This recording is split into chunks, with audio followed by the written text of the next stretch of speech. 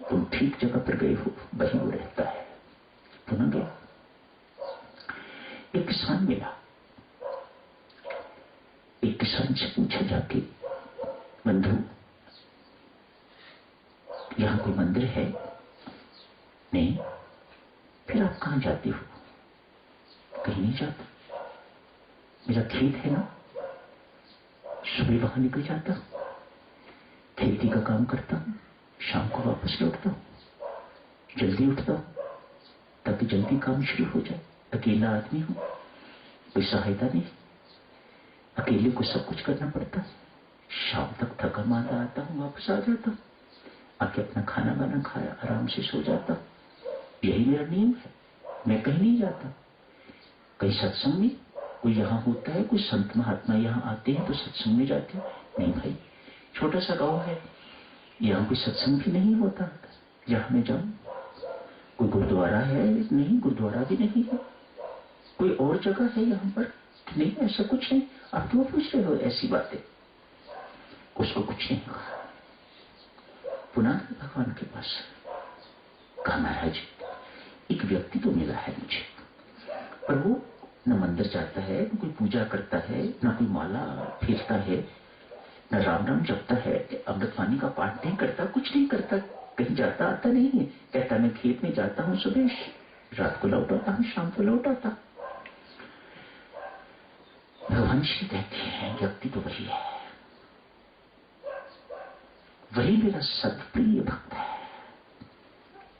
तो उसी से फिर जाके पूछ, उसी से जाके चर्चा कर। गया है,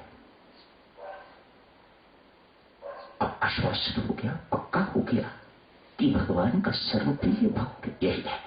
तो उसे सीधा साधा पूछा, भाई भगवान तुम्हें सर्वप्रिय भक्त मानते हैं ना? तुम मंदिर जाते हो ना, तुम परमात्मा को याद करते हो, कोई सिमरन इत्यादि, कोई सिमरन आपके हाथ में नहीं, कोई माला हाथ में नहीं, फिर ऐसा कौन सा कर्म है आपका जिसके कारण परमात्मा आपको अपना सर्वप्रिय, प्रिय नहीं सर्वप्रिय भक्त मानता है?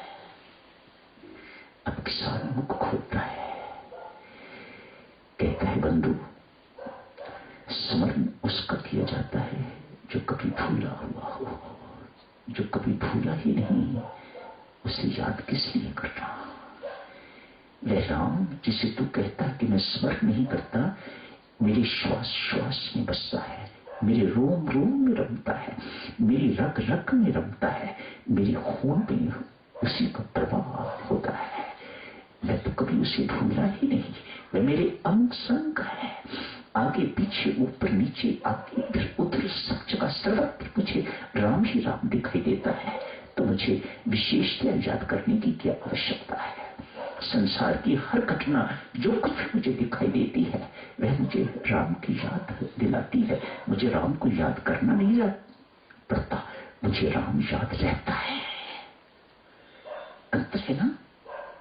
मानो सिमरन की 3 श्रेणियां, याद करना,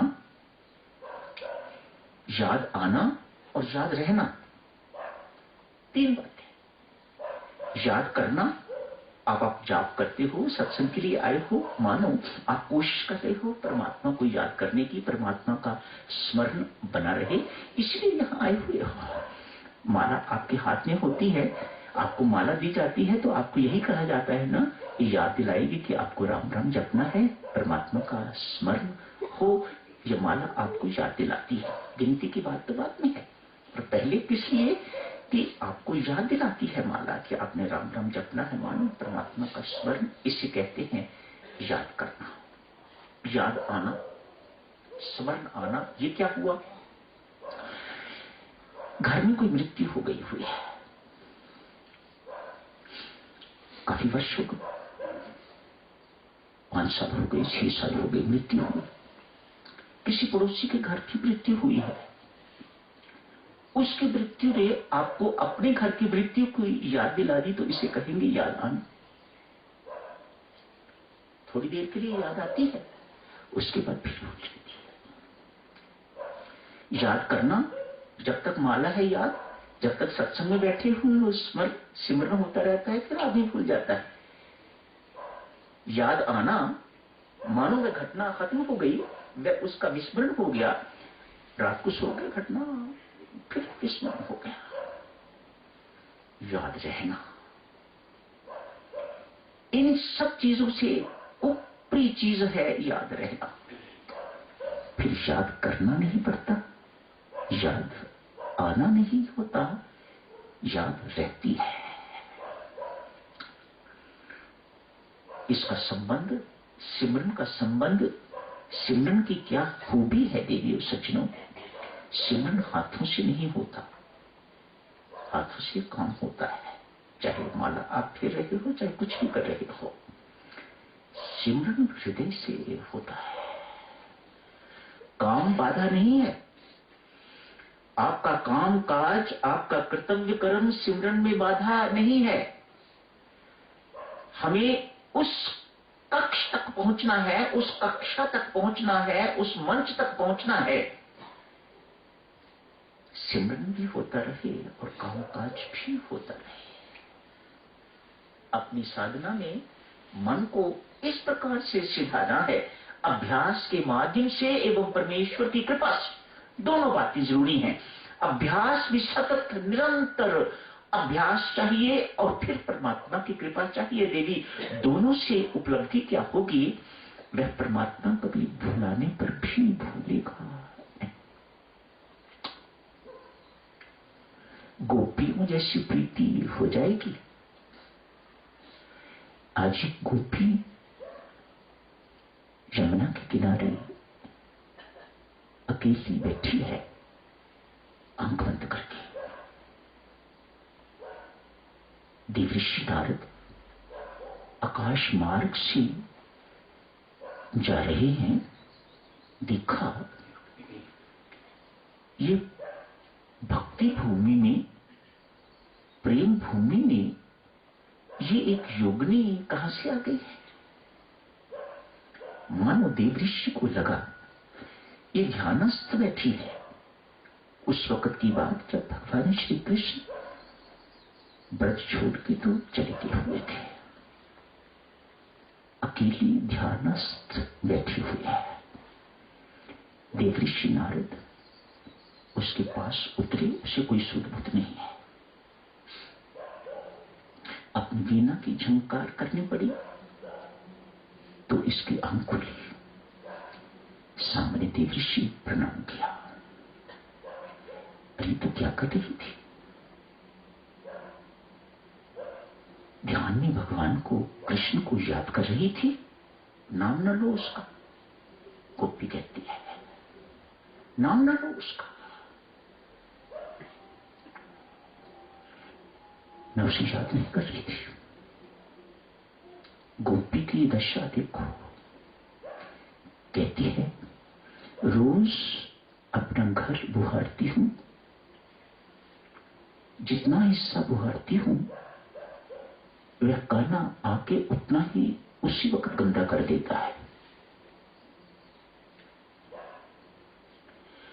दूध निकालने के लिए बैठती हूं, पीछे आके मेरी चोटी खींचता है, वह नहीं खींचता, ये दूध की धार मेरे मुख में मार। मैं दूध की धार उसके मुख में मारती हूं तो बाद में देखती हूं जमीन पर दूध गिरा हुआ होता है। धान कूटने के लिए बैठती हूं, धान कूटती हूं तो मूसल पकड़ लेता है, छोड़ इस काम को, पहले मेरे साथ खेल।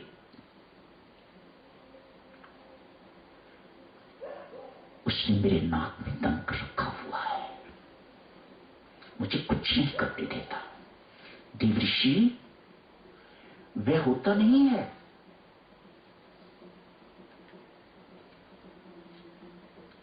कहता है मेरे मुंह में धार मार दूध की, वह होता नहीं है, दूध जमीन पर गिरता है। मेरा मूसल पकड़ता है धान कूटते हुए, वह होता नहीं है वहां पर। ये मेरे मन के भ्रम है, मैं क्या करूं, मेरा मन मेरे वश में नहीं रहा। मैं उसे याद करने की कोशिश नहीं कर रही, मैं उसे ध्यान के माध्यम से, योग के माध्यम से उसे भुलाने की कोशिश कर रही हूं कि वह किसी ढंग से मेरे मन में इस प्रकार से बसा हुआ है, वह मेरे मन से निकले।